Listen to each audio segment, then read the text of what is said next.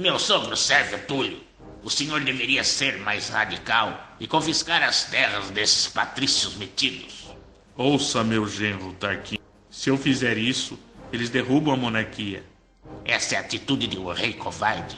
Se fosse eu, o rei, jamais deixaria de fazer as coisas que eu defendo. Uma diferença, meu caro, você não é rei. Ah, então esse é o problema? Então, seu idiota, o próximo da linha da sucessão sou eu. E foi em 534 anos antes de Cristo que iniciou o reinado de Tarquínio, o Soberbo, que tomou o poder após degolar Sérvio Túlio. Esse rei foi radical, pois acabou confiscando mesmo diversos bens dos patrícios.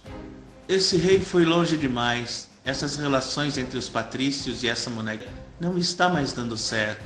Chegou a hora de mudarmos o regime para continuarmos tendo garantias e privilégios que só nós, os patrícios, têm. Por Júpiter.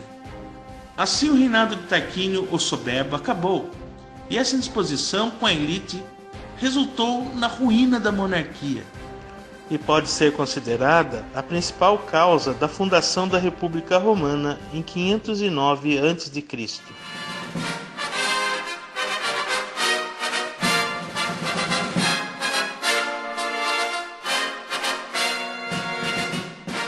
Olá, hoje vamos falar da República Romana, que foi um período da história que durou 500 anos, de 509 a 27 a.C., quando foi governada por senadores e magistrados. Durante esse tempo, Roma organizou suas instituições e realizou importantes conquistas militares que lhe garantiram o domínio do mar Mediterrâneo. Como vocês sabem, Roma iniciou como uma monarquia, e a origem da República Romana ocorreu no ano de 509 a.C., quando o último rei etrusco foi deposto e o Senado assumiu as funções do governo.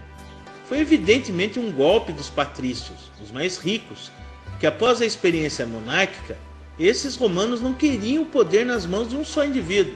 Por isso, eliminaram a figura do rei e todos os cargos que deveriam ser exercidos por duas ou mais pessoas. Assim, não havia figura de um só governante, mas dois, chamados cônsules. Estes tinham um mandato de 1 ano e deviam controlar-se mutuamente. Com tudo isso, foram organizadas as instituições que marcaram a República Romana. Primeiro, destacamos o Senado. Lá ocupava-se da política internacional e da supervisão das magistraturas, e era convocado pelos cônsules, pretores ou pelo tribuno da plebe. Chegou a ter 300 membros e cargo era vitalício. Os senadores eram patrícios que haviam desempenhado alguma magistratura ou tinham feito algo relevante para a República. E tinha a magistratura. Para ser um magistrado era preciso ser cidadão romano e dispor de uma renda de acordo com o cargo desempenhado.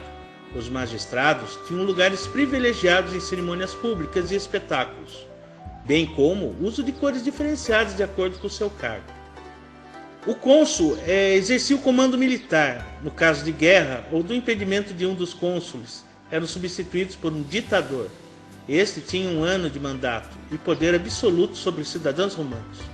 O pretor tinha a função de administrar a justiça. O censor se encarregava de contar a população, fiscalizar os candidatos a edil e vigiar a conduta moral do povo romano. O questor cobrava os impostos e custodiava o patrimônio romano. O edil era responsável por fiscalizar o comércio e conduzir a cidade.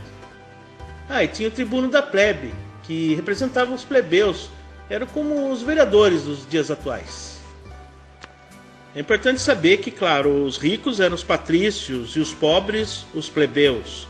Mas a sociedade em si também estava dividida, por exemplo, entre os escravos, os gladiadores, que eram também escravos, que eram treinados para lutar no Coliseu, e os militares, que mais tarde começaram a receber o soldo, principalmente na República. A economia em Roma baseava-se na agricultura, no comércio entre as províncias, nas conquistas territoriais para alimentar a população e na escravidão.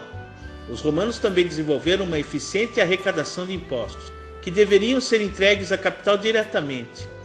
Com o tempo, isto foi gerando corrupção pois era comum os governadores das províncias sonegarem certas quantidades de dinheiro do governo central.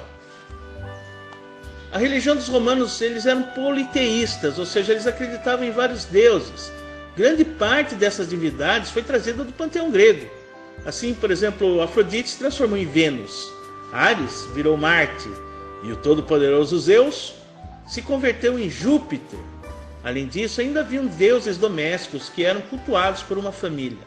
Um dos legados dos romanos foi o direito. O direito romano inspirou boa parte do direito ocidental, tal como conhecemos hoje. Assim como a política e a economia, o direito romano acompanhou a evolução da sociedade, soube incorporar as novas populações ao Império Romano, proteger a propriedade privada, definir os deveres da família, limitar o poder da atuação dos magistrados.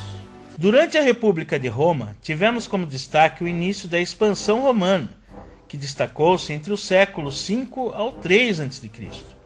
Os romanos empenharam-se em conquistar a Península Itálica, com dois objetivos principais, que era conseguir ampliar o abastecimento da cidade e acabar com as ameaças de invasão dos povos da região.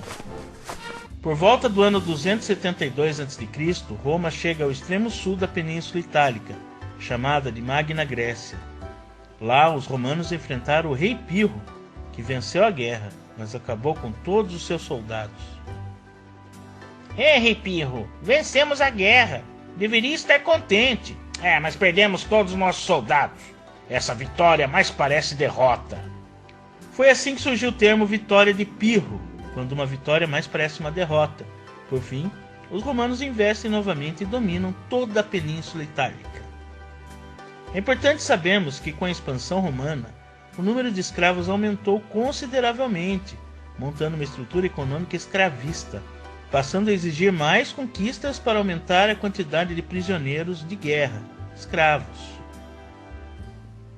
Mas a maior estratégia que levaria os romanos a ter sucesso era dominar Cartago, que era um polo controlado por fenícios, que controlavam toda a navegação mercantil do Mediterrâneo. Cartago estava localizado no norte da África e obteram colônias em vários lugares no Mediterrâneo, inclusive na Península Ibérica, e foi assim que surgiram as Guerras Púnicas, marcadas pelos conflitos entre Roma e Cartago. A primeira Guerra Púnica ocorre entre 264 a 241 a.C. Foi a disputa das ilhas italianas, destacando-se a disputa pela Sicília, que terminou na vitória romana com a conquista de Sardenha, Córcega e Sicília. A Segunda Guerra Púnica foi uma investida feita pelo filho do rei de Cartago, Aníbal, iniciada 218 a.C., estendendo-se até 201.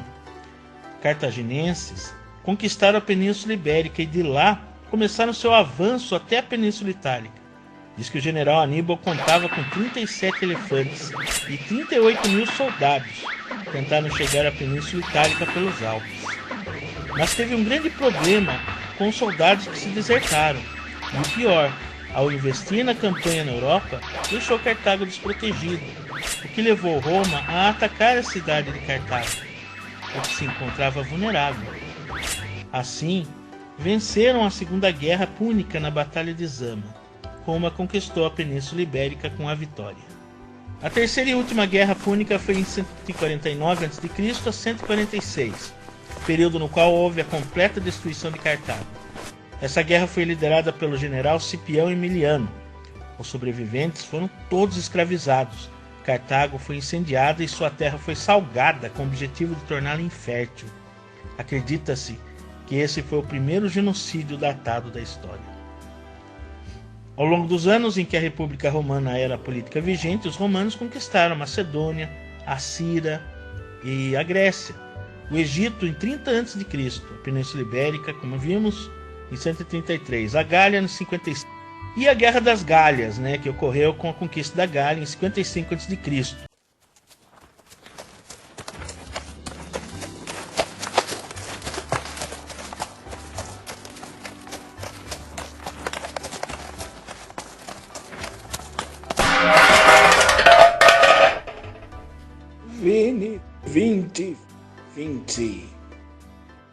Vocês viram na introdução desse vídeo uma rendição a Júlio César.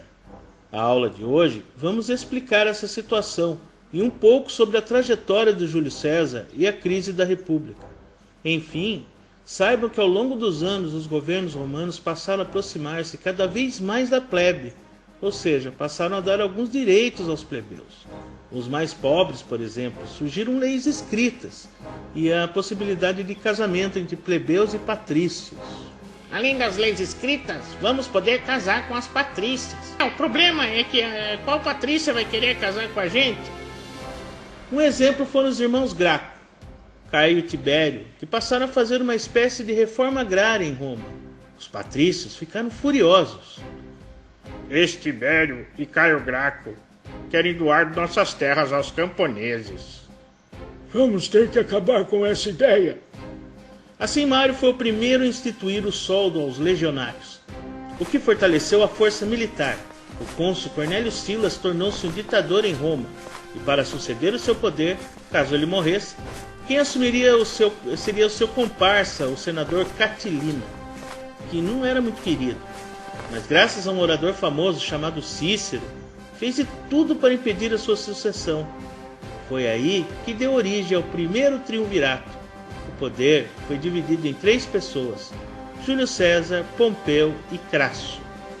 Enquanto Crasso era o homem mais rico de Roma, o general Pompeu estava no norte da África lutando para a expansão territorial.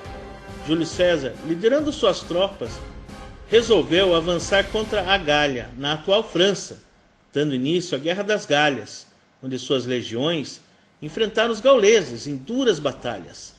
Inclusive utilizaram a técnica da estratégia da tartaruga, que era a marca do Júlio César, em que os legionários utilizavam os escudos, acima e à frente, formando uma espécie de uma armadura.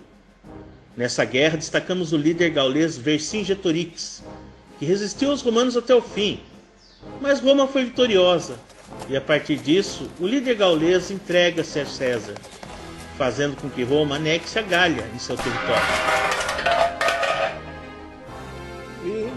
20.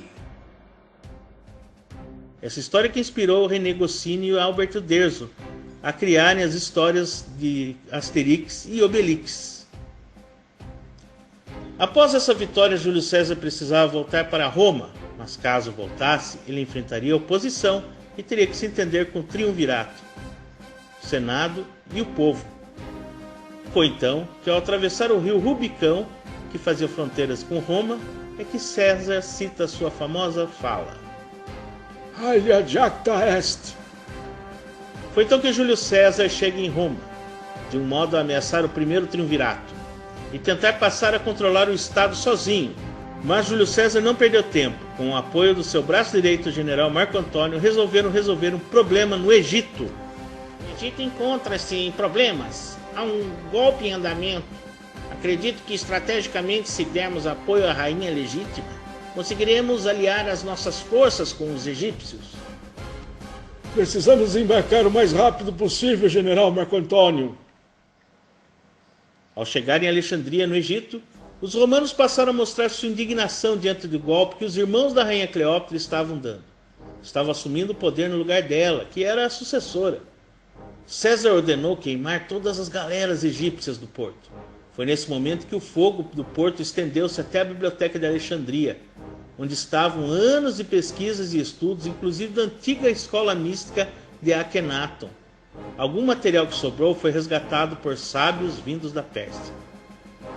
No meio daquela confusão, alguns apoiadores de Cleópatra trouxeram uma cesta para César, mas para sua surpresa, era a cabeça do general Pompeu.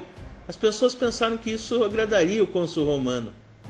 Falam que os presentes dos gregos é que eram ruins. Não gostou do presente, excelência? Ora, o general Pompeu e eu éramos inimigos políticos, mas não inimigos pessoais. Enfim, seus planos de controlar o Estado está mais fácil agora. César estava hospedado em um quarto em Alexandria, e foi nessa ocasião que ele conheceu a Cleópatra. Ele recebeu um tapete de presente, e ao desenrolar o tapete, enrolada dentro dele, estava a futura rainha do Egito, que na época tinha apenas 16 anos. Então és o Senhor, poderoso César, que poderá me ajudar a tomar posse do meu trono?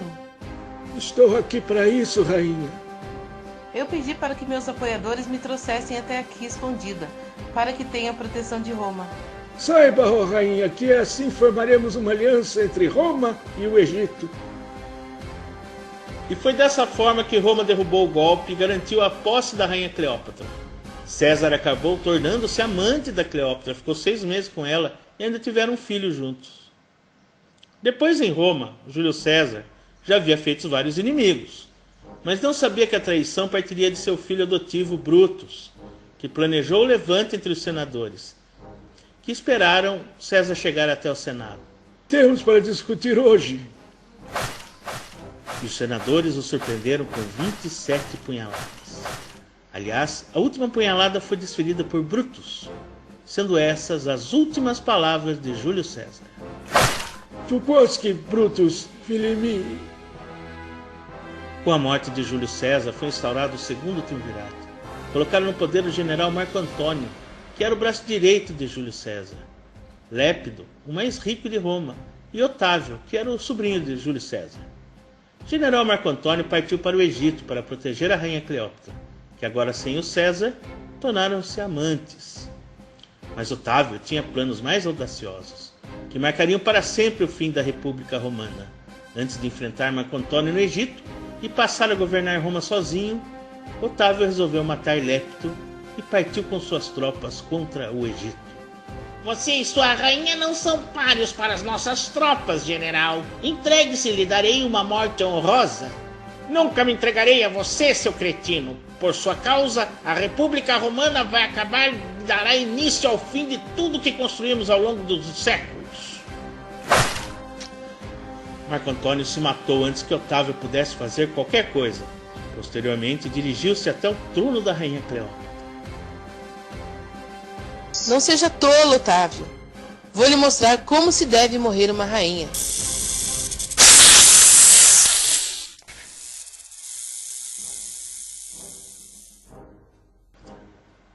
Após a vitória contra os egípcios, Otávio retorna a Roma e se auto-intitula Imperador Otávio Augusto, acabando com a República e dando início ao Império Romano em 27 a.C.